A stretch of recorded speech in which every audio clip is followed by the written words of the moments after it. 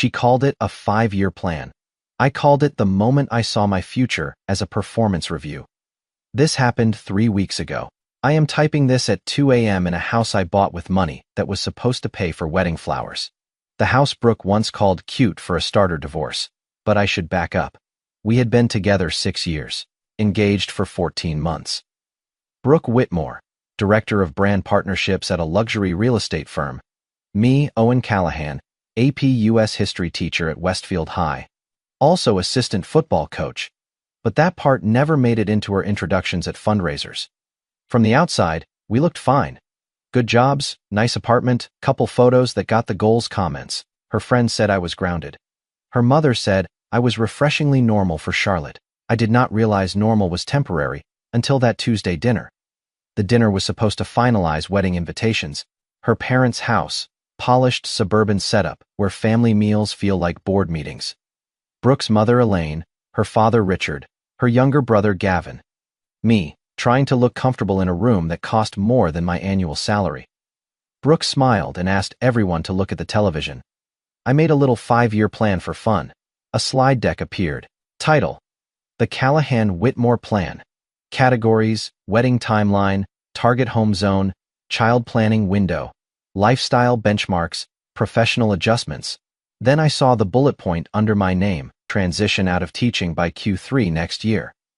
The room went quiet, polite quiet, country club quiet. Elaine gave a soft laugh. Brooke clicked to the next slide. I am not saying teaching is not noble. I am saying it cannot be the final version. My throat tightened. This was not a conversation. This was a presentation, prepared, timed, with witnesses. Last slide. Wedding invitations to be released, pending career alignment. She had turned our wedding into leverage. I stood up, walked to the kitchen, heard her heels behind me. How long have I been a revision to you? I asked. She did not apologize, said everyone has to grow up. Marriage cannot be built on feelings and a public school salary. She had been trying to say this gently for over a year. So tonight was pressure. Tonight was clarity. I took off the ring, put it on the counter. She looked at it like I had made a grammatical error. If you walk out over this, then maybe you were never ready to be taken seriously. I walked past the dining room, heard Elaine say quietly to someone, I told you he would make this about his pride. Drove to Derek's place. Derek Boone, head football coach, best friend since college, the only person in my life who says what he means. Told him everything. He sat there drinking a beer, shaking his head. She did not propose a future. She issued a correction. Could not sleep that night. Checked my phone at 3 a.m. Email in my inbox, accidentally forwarded from Brooke's planner chain subject. In case Owen needs more time to pivot. I read the thread. The possibility of postponing the wedding had been discussed. 3 weeks ago, before tonight, the dinner was not when she changed her mind. It was when she announced a plan she had already built. Next morning, went to school like normal. Students asked about their Constitution debate project. Football team asked about Friday's game. A junior handed me a college recommendation request. This was my life. Useful, stable, real. Phone buzzed during lunch. Text from Brooke. We need to get on the same page before people start asking questions. Not I am sorry. Not can we talk. She was afraid of losing control of the story. After school, she waited in the parking lot, leaning against her car like we were having a normal conversation. She did not apologize. She reframed, said she was being realistic. I was reacting out of wounded ego. Mature adults leverage opportunity. Then she said, I already told my mother and the planner we are delaying because you need time to get yourself together. She had started narrating the breakup without asking me first. You did not ask me for a future. You assigned me one because left alone, you would stay small forever. She drove off. 5 minutes later, my phone buzzed. Screenshot from Gavin. You should probably see how long this has been a family conversation. Met him at a sports bar. That night, he slid his phone across the table. Family group chat, screenshots going back months. Brooke. He is socially safe but professionally limiting. Elaine. He is sweet, but you cannot build a Charlotte table around a public school paycheck. Brooke again. I can present him as grounded for charity events, but not forever. I read that line 3 times. Present him. Like a choice of silverware. She had been using me. The image of her public school teacher fiancé made her look authentic in donor rooms. Down to earth, relatable, moral, but privately, I was her ceiling. That is not even the worst one, Gavin said before leaving. That weekend, I pulled my half of the wedding fund, put it toward a bungalow in Plaza Midwood. Small, old scratched floors, warm kitchen light, neighbors who know each other's names. The house Brooke mocked as a starter divorce. I signed the initial paperwork Monday morning that afternoon. Email from Elaine. Subject outstanding shared wedding liabilities.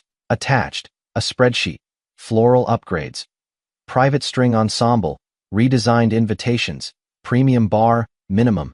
Venue adjustments. The implication was clear. I should absorb the loss, because my instability triggered the collapse.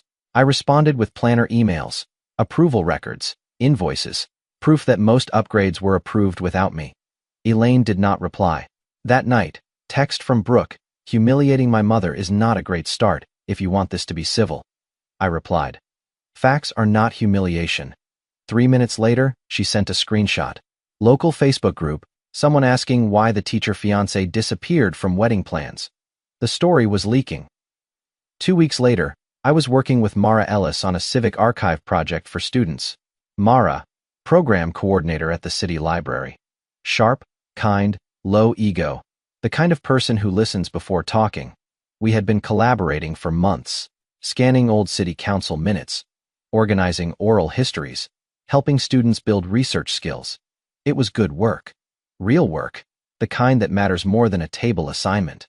Meanwhile, Brooke started telling her version carefully, not loud, not obvious, just strategic. Owen spiraled. Owen could not handle reality. Owen walked away when life got serious. It sounded plausible, just vague enough to suggest problems without pointing to specifics. Then a parent asked me at pickup, heard the wedding's off. You doing okay? The story was not private anymore. 3 weeks after the breakup, Brooke showed up at my bungalow, expensive wine, softened voice. At first it seemed like reconciliation. It was not, she explained. A major account at work was watching team leaders. The broken engagement was spreading in the wrong version. I needed to tell people the postponement was mutual. You want peace or public cover? At this point, I need both. I said no, for the first time. She cracked. You do not get to walk away and leave me holding the ugly version before leaving. She looked at the house. This is exactly the life I was trying to save you from.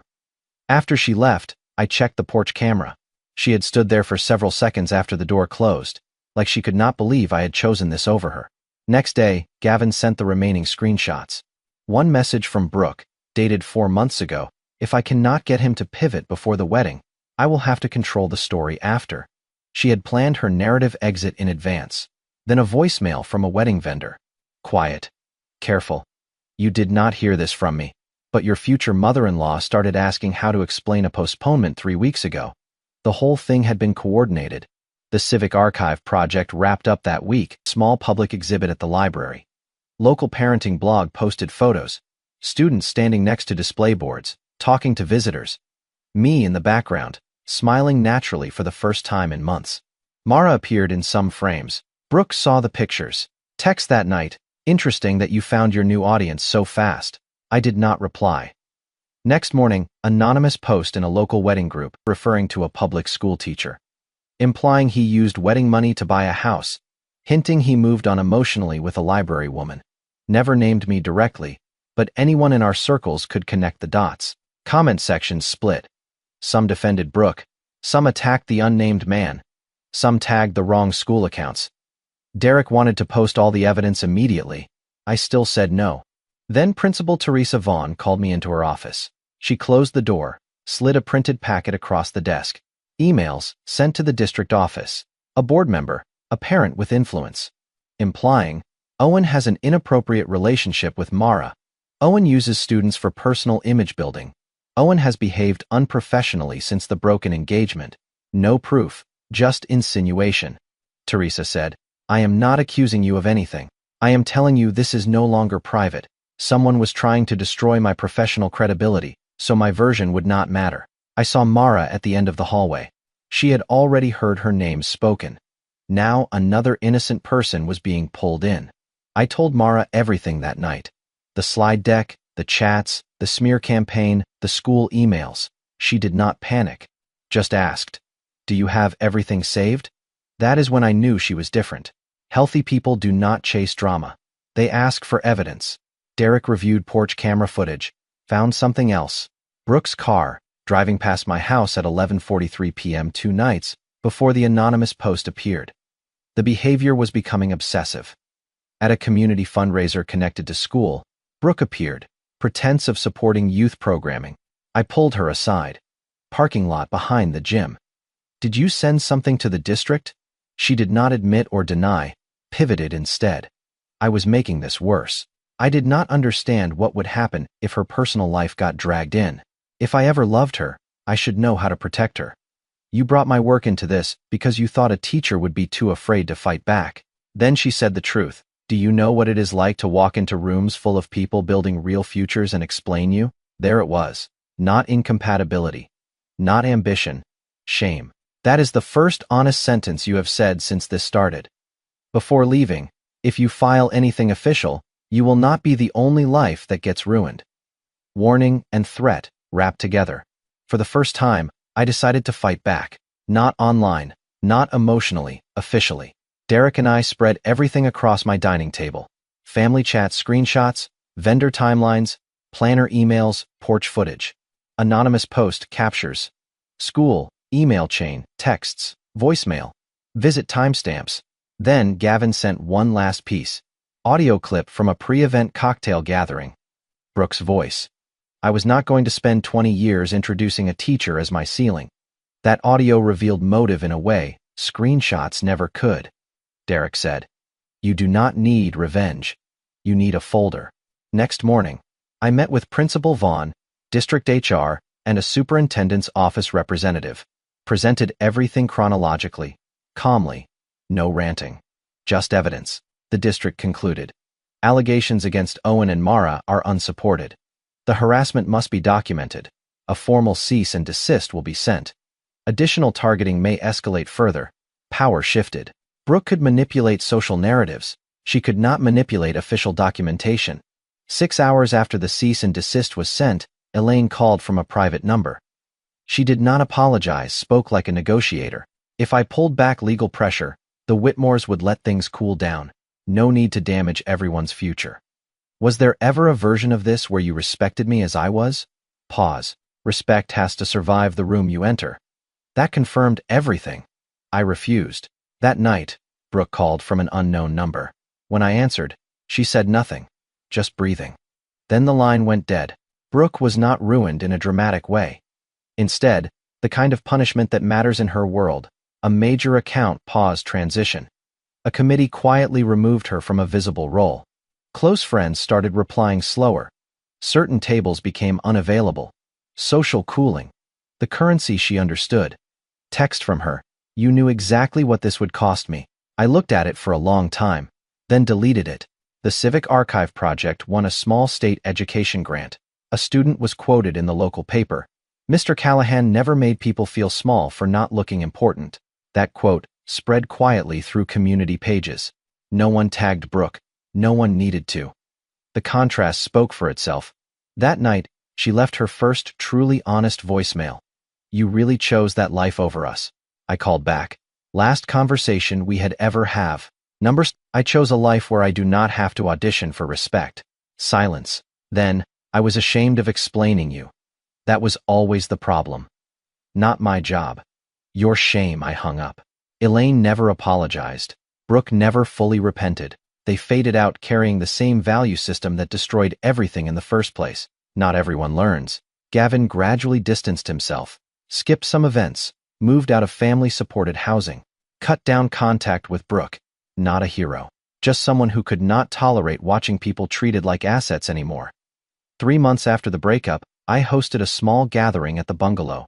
Derek grilling in the backyard, coworkers dropping by, neighbors bringing dessert. A few former students stopping by. After everyone left, Mara stayed to help fold tables. We did not rush anything. No dramatic declarations. Just quiet conversation in warm kitchen light. She asked if I was okay. I said I was getting there. That was enough for now. Last night, I sat alone on the porch. Inside, lesson plans for next semester, grant paperwork on the kitchen table, dishwasher running. No donor tables, No country club polish, no status symbols, no one approving me. But the first life in years that is entirely mine. Here is what I learned. Trust your gut. I knew something was wrong for months, ignored it because I hate conflict, because I wanted to believe her, because leaving felt harder than staying. Never again. If something feels wrong, it is wrong. I set boundaries now. Say no.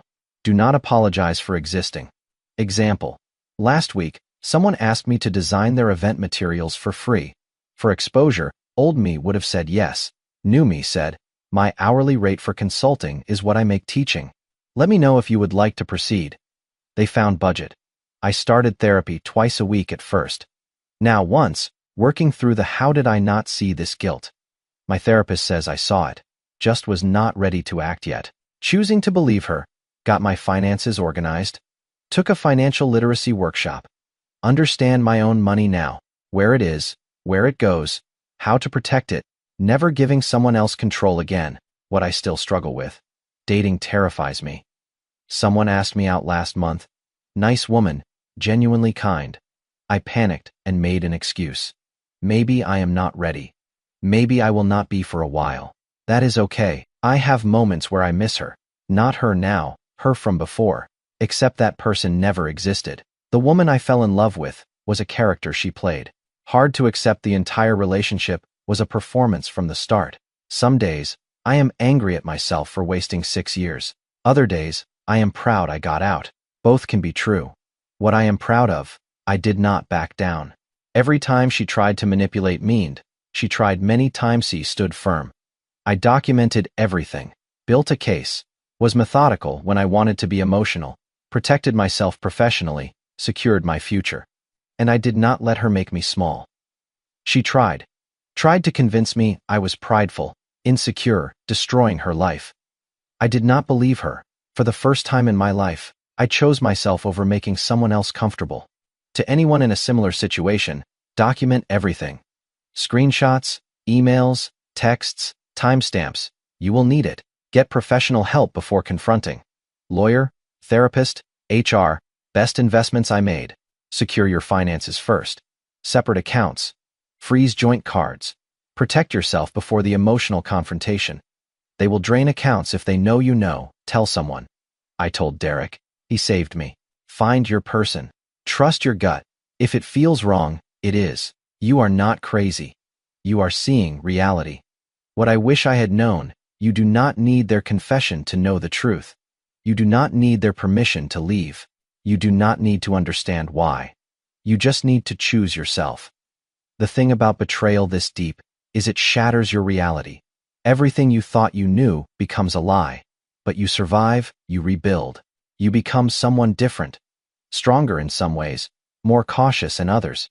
I am not healed, not fixed, not better. But I am okay.